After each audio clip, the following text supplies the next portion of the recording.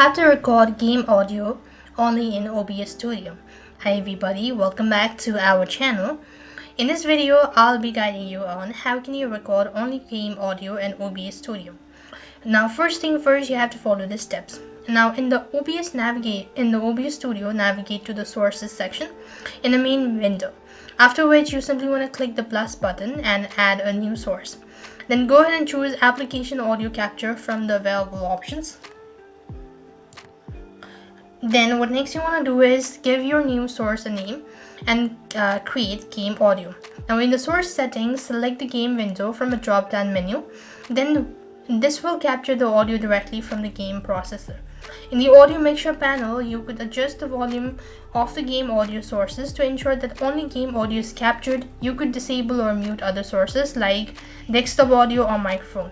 So what you could do is you could simply go to the audio section, go to global audio devices, and then go to desktop audio. Make sure to tap on default and make sure to disable all of it except for the desktop audio.